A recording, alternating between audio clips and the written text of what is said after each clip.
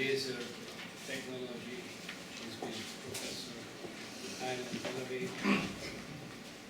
And I just have a good approval that he edited this book, which is not only a book which should be on the desk of everyone who is dealing with microcirculation, but also is a very nice edited book because it comes from the history and shows also the future of the lasers in microcirculation. Professor Leahy was here last year, and I'm really glad that he accepted our invitation, which was a little bit late. Unfortunately, we didn't have the financial resources set at that time, but hopefully this is not the last time, because we plan to keep in contact with him for the future as well. Martin, it's your way now. Thank you, Graham. Thank you. Okay. All right. Thanks everybody for coming. Professor Barry already talked a lot about the microcirculation and more on the biology side of it, and also introduced you to laser Doppler, so I don't need to cover that. But I will try to cover some other topics, and particularly more on the imaging, and get on to 3D imaging of the microcirculation, which I think is quite exciting. And I will try to avoid too much the OCT, because we have world expert on OCT sitting in the front, who is going to explain all of that much better than I could tomorrow. So these are the topics in my lab which we work on. This is the kind of equipment that we have and develop over the years, and maybe we don't need so much light. Yeah. Is it better? It's fine. It's okay. And Professor Barry already talked a lot about laser Doppler and laser speckle, and I will talk about some of these other techniques and why we move from one technique to the other. I started with laser Doppler. Yes, laser Doppler. Here, actually as a point technique, and then moved on to imaging, and then laser speckle. I think Professor Barry already explained that it is convenient because it is much faster than laser Doppler and can produce images much faster. And then we moved on to a technique called tissue viability, which is really measuring the reflectance, simple reflectance measurement from the skin or the brain or whatever organ can be exposed, and showing the concentration within that area. And the reason that we developed this, actually together with Jart Nielsen, who is the leader in laser Doppler, he also had a company selling laser Doppler equipment, and I used to have a company, Oxfordtronics, and we would sit opposite each other at big conferences and trying to sell our equipment. And in the break time we got together and talked about this. And one of the problems with laser Doppler, if you want to work with live animals or live like humans, is that they move. And of course Doppler is measuring the movement, and so you get a signal from that, and that confuses the signal from the actual moving flow. But this one is measuring just the concentration, and so using just a video camera, so we can do it just as simply as you take a video of people in the room. And then we moved on to optical coherence tomography when it became possible to image in the skin and the brain and highly scattering tissues. Up to about 2000 it was used almost exclusively in the eye, still very dominated by work in the eye because it is easy to get light in and out. Of course the eye is designed for that, but the skin not so much.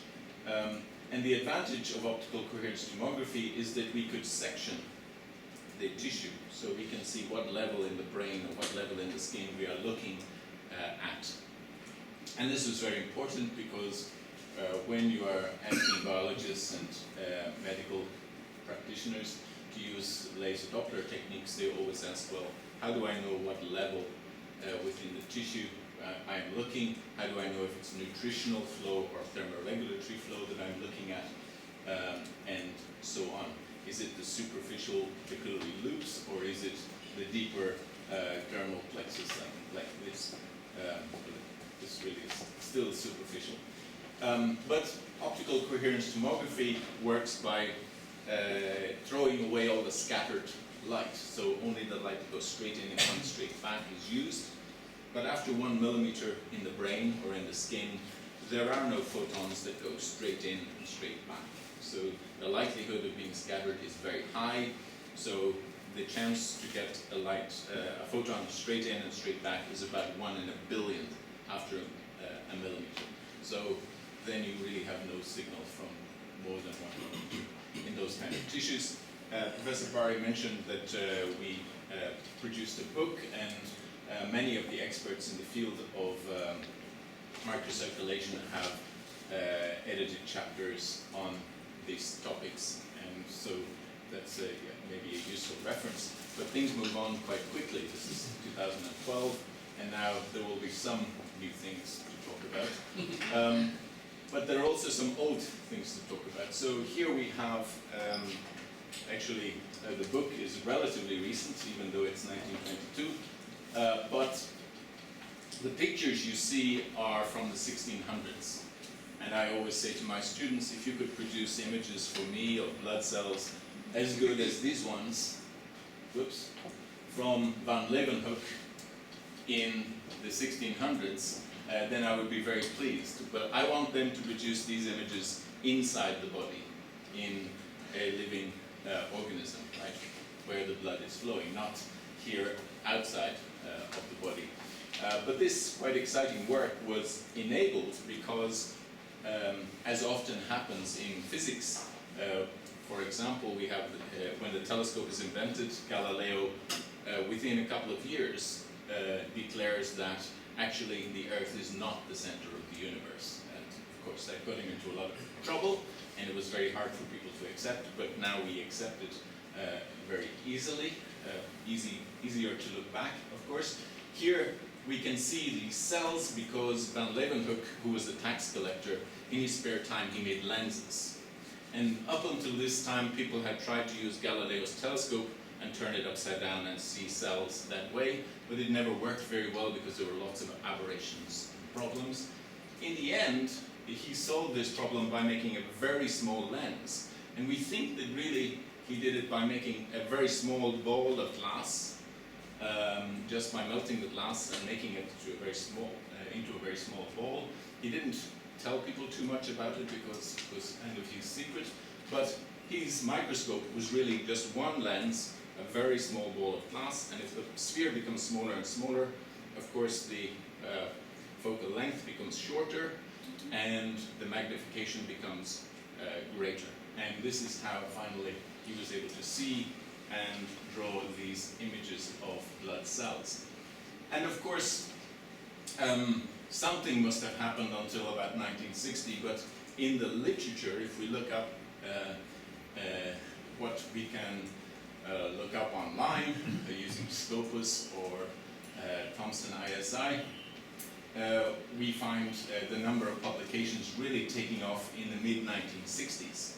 And actually my supervisor, Terence Ryan, published half of what was published in 1960, which was one paper. There were 2 papers published in 1965, I think it was. And several other publications took off after that because he was using video microscopy. Why did it take off in 1970? Anybody know? Computers were important, but even more important was TV.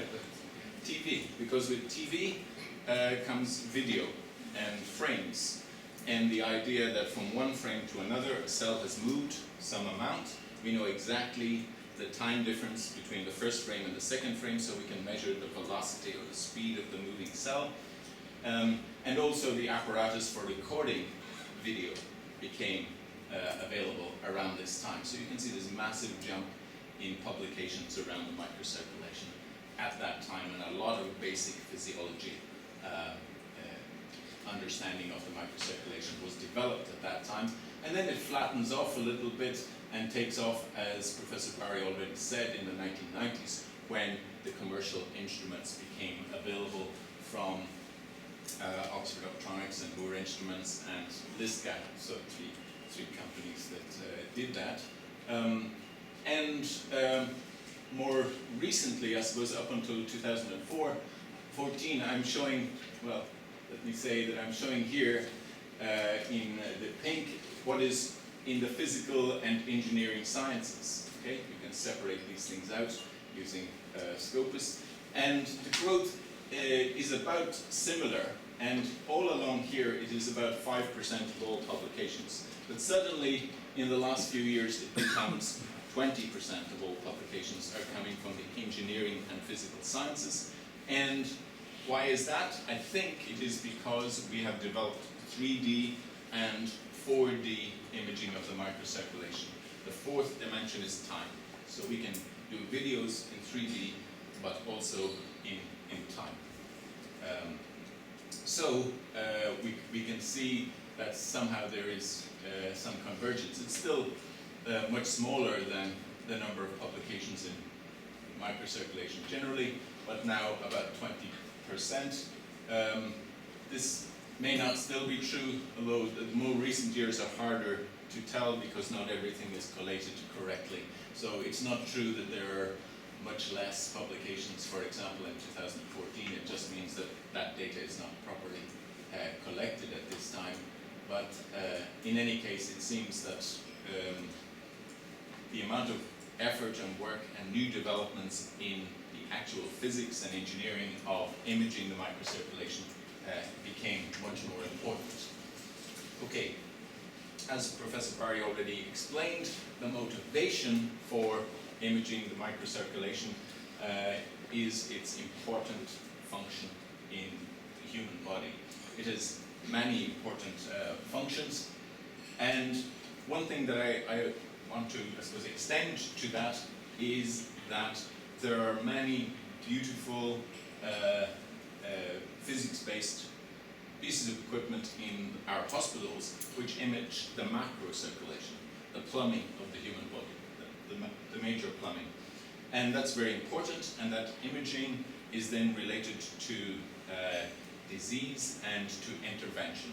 So intervention is very important because from our point of view, there's not much point, apart from scientific discovery, in developing techniques that show nice images unless the clinician using it is going to change the intervention because of what they see in these images. If they're going to make the same decision anyway, then the imaging is just something pretty, something nice.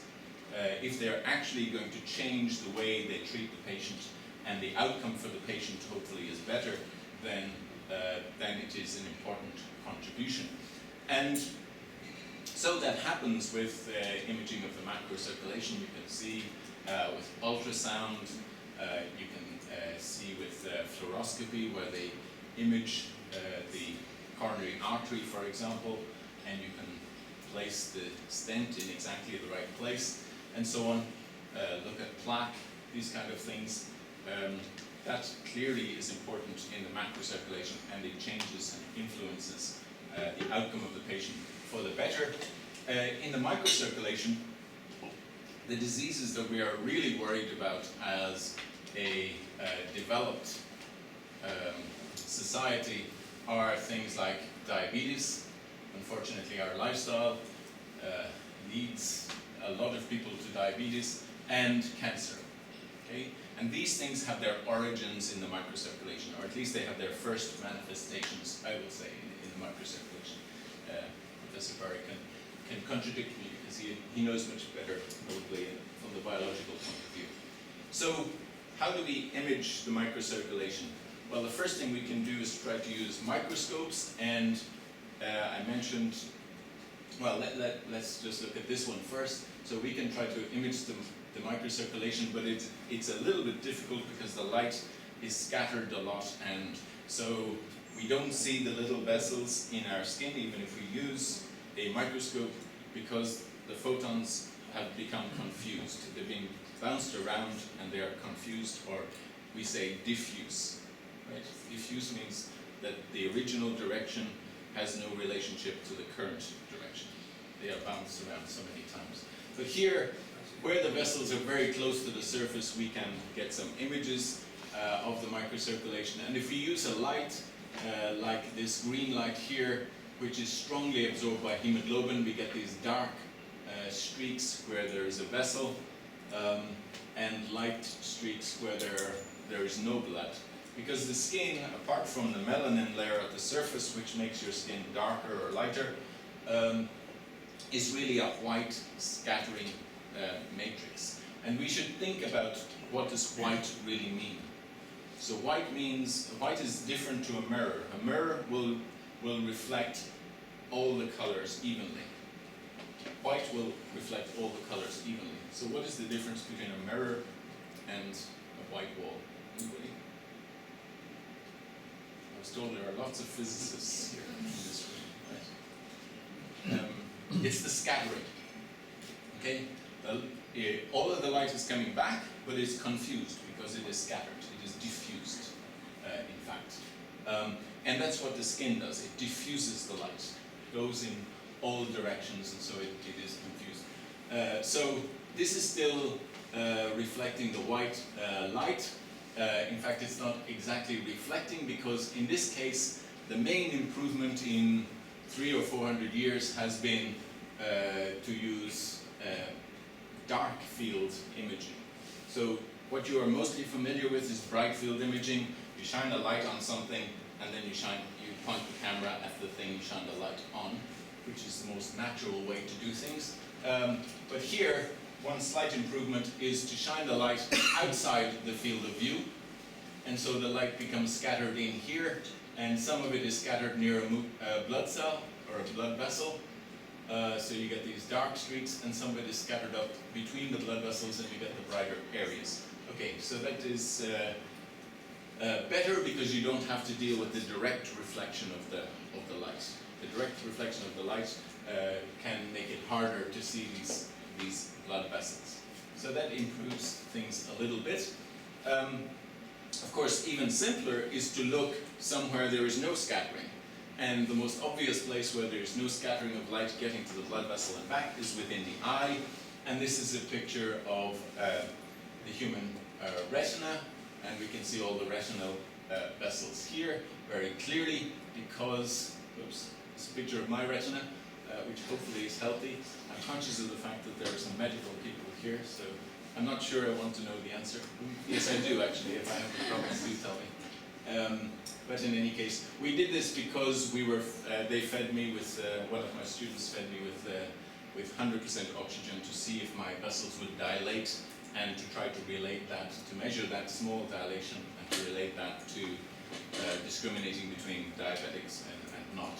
And she never told me which category I was in the end, because of the protocol. So the problem with trying to image using things like confocal microscopy, which give us wonderful images of cells, to do that in living organisms, the problem is that we cannot see very deep. Okay, this is the mouse embryo, probably in maybe the 10th day post-coitus, and so the heart is developing, as you can see. You can see the blood cells are stained with green fluorescent protein, GFP, and so they are very bright. But as we zoom into the embryo, we get almost no light. So after about 100 microns, even though this is pretty much a transparent tissue, we're getting almost no image. And as we come back towards the surface, we get, again, a very nice image there. There are several problems with this, apart from the fact that you can see only 100 microns into the tissue. For humans, using these kind of green fluorescent proteins and fluorophores in general is not good, because most of them are very toxic. I became interested in this area back in the early 90s, and we developed a laser Doppler system, and so I left the university to start this company with a colleague, and I was asked by Di Chaplin to come and see him because they were developing drugs to kill the microcirculation specifically within tumors. So it was targeted to the tumor microcirculation. It's what we call an antivascular drug.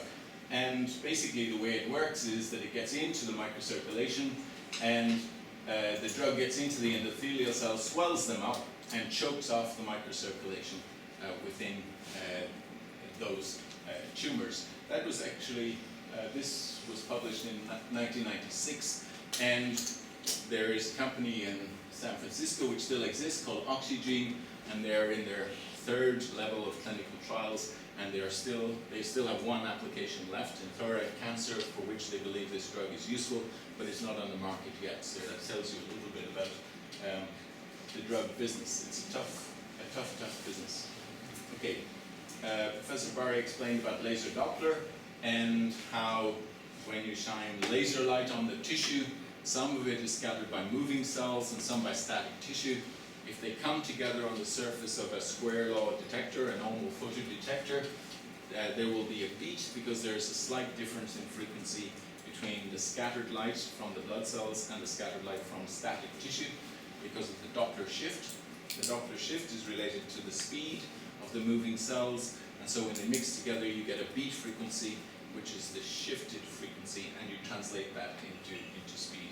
I'm explaining it in those terms because I know that most of you are physicists, and hopefully that helps. And you can build up these three-dimensional maps by scanning the light along the tissue, and this is before occlusion, during occlusion, and this reactive hyperemia that you heard about. And this is laser speckle, and you can do essentially the same thing. So this has all been explained to you already. So one thing I will say about this is that even if you use exactly the same optics, the same laser, the same camera, you will get a much more superficial image from laser speckle than you do from laser Doppler. So this has been a curiosity for many years. Probably the answer is that you are kind of taking a shortcut with laser speckle. Basically, instead of getting the Doppler shift, what you are doing is you are shining the light onto the tissue. So if I shine this laser onto my finger, I could actually use probably even my phone camera to get a laser speckle image from it. I just have to set the integration time of the camera, this is how long the shutter is open, to about 5 milliseconds. And if I shine the light on here, I get speckles. Most of you hopefully know what speckles are. Anybody? Yeah? Somebody know it? Hopefully. Okay, most of you know what speckles are. They are bright spots and dark spots depending on the constructive and destructive interference because you have coherent light from your laser. So you get bright spots and dark spots. I get something a little different if I put my finger here, and that's because some of the scatterers are moving. The blood cells are moving. So now the speckles are moving around. And you can imagine if you open the shutter of a camera for 5 milliseconds and close it, if the speckles have moved, you will get a blurring of those speckles. They won't be now nice, crisp, bright spots and dark spots. They will be kind of blurred. And the more blurring, the more moving of the cells.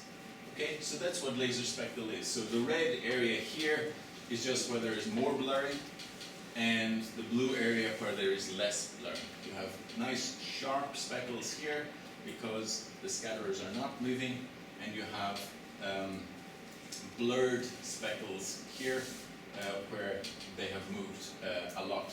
And that's a kind of shortcut over the laser Doppler idea. It's wonderful because you can do it very fast. You can use video rate camera, very simple algorithm.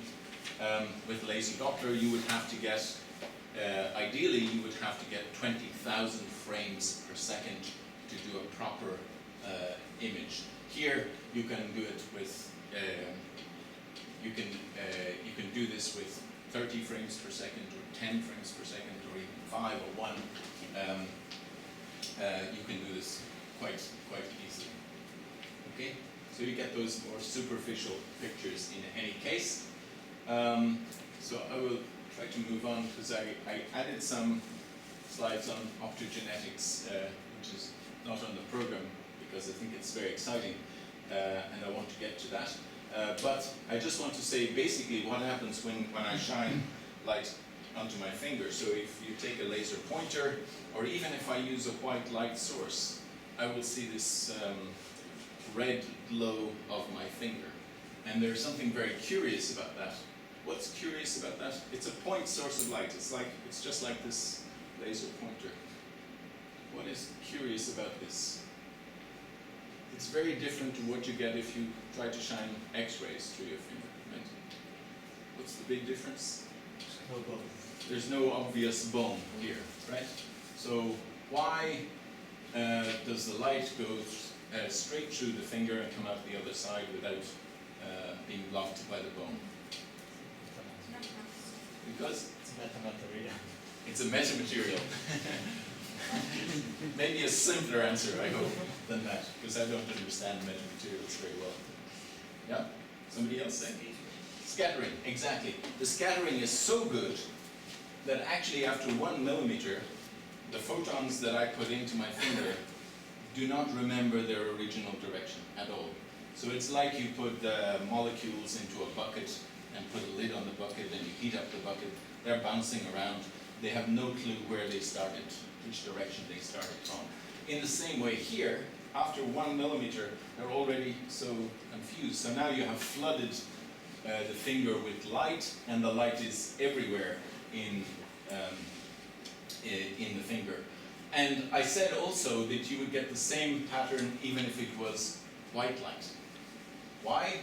Well, the answer is over here, because the blue light, okay, we can consider white light to be red, green, and blue in its most simplistic way. But that's how our eyes see it. We only have red, green, and blue receptors.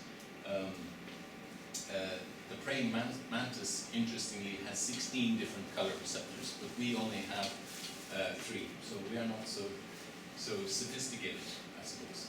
In any case, the blue is completely blocked by scattering and absorption. Green, some of it is coming through, but it's so small that it won't be seen here. Ignore this, because I think this is saturation of the camera, but this is what you really see. And you can see even with white light, you will have just red total glow. So you can tell more or less everything about tissue optics from this picture. It tells you all about scattering, and it tells you all about absorption of visible light, at least. Okay? And in the infrared, it's even better. That light is able to go farther and deeper into the tissue. It is less scattered and less absorbed. Okay? And here is a picture of the breast. So a spectrum of the breast from all through the visible region, which is here, right up into the infrared region. So in this visible region, most of it, we have very high absorption. That's because of the blood. Even though the blood is only 1%, or maybe if I slap you on the face, I'm not allowed to do that anymore. But if I slap you on the face, maybe it's 1.5% or 2%. It becomes a little red. Or if I embarrass you or something. But still, it is a major absorber in the skin, and so and also in the breast. And so in this region, at least, water has very low absorption in this region. We are now in the blue and green region. Blue from 400 to 500 and green from 500 to 600 nanometers. And you can see there is huge. This is a log scale. So if this is 100, that's 10. This is 1. This is 0.1, and so on. So many orders of magnitude difference. And here even a couple of orders of magnitude difference between absorption by blue light and by infrared light. And This one is the effective attenuation coefficient, which takes account of scattering and absorption. So you can see there's some kind of window where there is not so much loss of light between about 650 and 1300 nanometers. And this window allows us to look into the tissue a little bit deeper than we could otherwise do, and also to provide therapy. So you need light, for example, for photodynamic therapy. That light must get to the tumor, so you cannot do it deep within the tissue unless you do it endoscopically or with a needle, put in the light with a fiber optic needle. This penetration is quite important. I mentioned that after laser Doppler and laser speckle, we were concerned if we want to look in a more active area and where we want the animal to be able to move, or the human to be able to move somewhat, we would like to image more quickly and have less concern about the movement of the person themselves. So Gert Nielsen and I worked on this technique, a very simple technique for imaging concentration of blood within the microcirculation, and it works simply like this. We use a polarizer to stop the light that is not scattered so much, from getting to the camera. So if light hits the surface and is reflected either directly from the surface, about 7% of light is Fresnel reflected from the surface, and even some light is reflected from up here in the epidermis, or backscattered from the epidermis without too many scattering events, will be blocked by this polarizer because it retains the plane of polarization. So the wave is going up and down in the same plane still. If it goes deeper within the tissue and is bounced around, and quite often it's bounced around on average about 20 times before it comes back to the surface, because the average deflection of the photons by cells is about 5 degrees. So if the light is going in order to come back to the surface, it must be, on average, changed in direction about 20 times before it will come back to the surface. So about half the light will come back to the surface, and half of that half will get through this polarizer, because now this light is randomly polarized. It's gone around, and now the initial polarization doesn't matter anymore. Half of it will get through this because the other half will be blocked, and we can split it up into red, green and blue. And if we split it up into red, green and blue, we can do some spectroscopy. We know that red light is reflected or backscattered from the skin almost exactly the same amount, regardless of whether there is blood or not, because the absorption by the red, by the hemoglobin of red light is very small. The absorption by hemoglobin of green and blue light is very large, 200 times larger.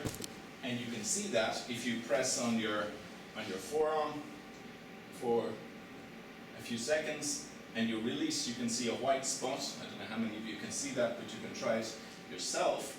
And you can see after maybe 6 or 10 seconds, those capillaries have refilled. That is still used, I think, by clinicians to test your health. They come and press on you. They call it capillary refill time. In any case, this tells me it gets more red as I let the blood back into it. But it's not because there is more red light coming back. It's because there's less green and blue. Okay? The same amount of red light is coming back, but there's less green and blue. That's all. And all we do here is really do this in a more quantitative way. We take the red and the green for simplicity, and we look at the visibility of the green light over the red light. And so we get a picture of where the highest concentration of hemoglobin is down to the lowest concentration of hemoglobin. And this is a picture where I shine ultraviolet light onto my forearm. This is a typical thing for treating psoriasis or acne and skin diseases, in other words. And so we have a Gaussian beam hitting my forearm, and the dose of ultraviolet light at the center is the highest, and then it is falling off in this Gaussian shape towards the outside, this bell shape, like that. And the response of the microcirculation follows that shape. So it follows that, that concentration shape. And if you measure the concentration at the center, is going to be very high because all of the capillaries are now opened. Professor Parry mentioned that many of the capillaries are closed normally. In fact, in the skin, typically 75% of your capillaries, 3 out of 4, are closed.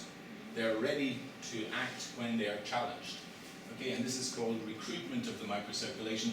And so now all of the vessels are recruited in this area here above some threshold dose, and out further from the center where the dose of light is UV light is very low, there is no reaction. So there is some point here which is the minimum erythemal dose, the minimum dose to cause a reaction, an erythema. And for different people it will be different. And that's quite important because when we're treating patients, we have to classify them according to their reaction to ultraviolet light. We don't want to overdose a patient who has a very large reaction, and we don't want to give too little dose to somebody who reacts very little to radiation. And these are some people from my lab, and you can see that the typical way to classify people in terms of their skin type is this Fitzpatrick skin type model. So this lady here, typical Irish girl, red hair, blue eyes, burns very easily, is a Fitzpatrick skin type 1. So, 15 minutes outside at lunchtime and she's already burnt, right? And this person maybe takes 45 minutes to burn, right? And so on. And that's how it's classified at the moment. So we took some people in this area here, Fitzpatrick skin type 2, blonde hair, blue eyes, and tested them, and we found that they have a very different reaction to ultraviolet light. And because this was a collaboration between Jörg Nielsen's group in Linköping in Sweden and my group in Ireland, we have some with very large reaction, still blonde hair, blue eyes, Fitzpatrick skin type 2, and someone with very low reaction.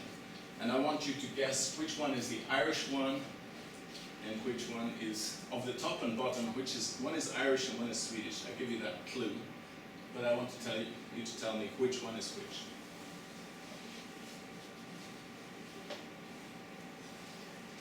Any ideas? If you have to put a bottle of wine or something, surprise. It's more interaction.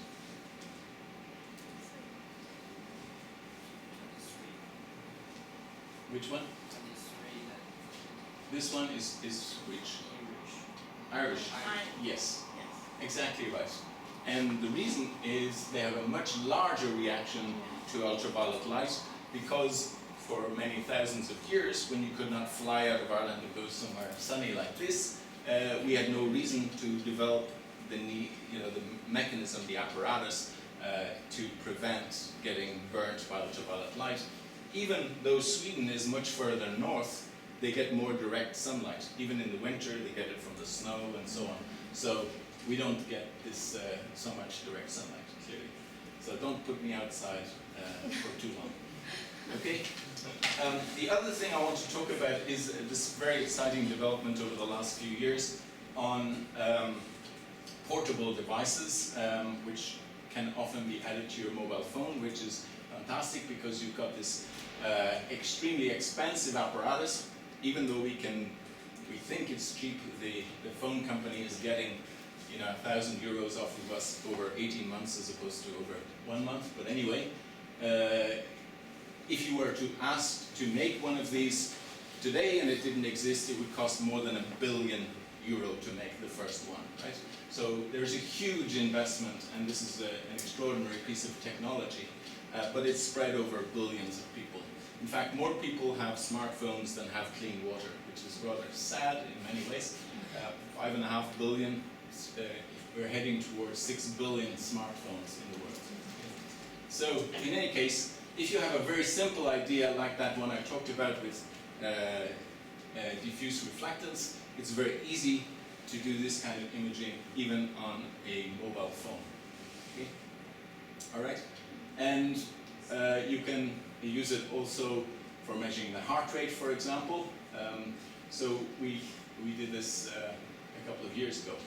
And because this is the year of light, we have a project called Go Photon, where we have made available the code and this learning platform to teach people how this idea of getting the map of the blood flow within the tissue can work, and also the code for the original heart rate app, which you can now get for free from lots of other people. You won't have to come to us for that. I want to talk about OCT. I know you will get a much more in-depth and better lecture on this tomorrow, but from Professor Cordeliano. But in any case, I need to tell you that OCT is based on the idea that you put the light in and you throw away all those confused, diffused, backscattered photons. They are the ones that are stopping us from seeing the vessels within the tissue. And the way you do it is you use, or one way to do it is to use a Michelson interferometer. So for the physicists, you already heard about that. The medical people, I'm not sure if you have heard about that, but if you've done first year physics, maybe you have. Basically, it works on the idea that you have two arms here. You have light going to the tissue, and you have light going to a mirror. And if you move the mirror up and down, then the interference will come from different levels within the tissue. So you're essentially scanning into and out of the tissue. And as you scan once into the tissue, you build up this thing with a reflection there, which is that one, a reflection here, which is this one, and so on. Okay. And that gets you, that is one line. So the dark thing there is the peak, and the bright area is the bottom of this thing here. So you can see all the layers here of the fovea, of the back of the eye. This is one of the first images, and this is done by scanning along along this B scan direction. So that's your A line, and this is your B scan direction. Okay, and you can build up a 3D image then as well from that. So that's how a time domain OCT system works, and Professor Cordeliano will explain about other forms of OCT tomorrow.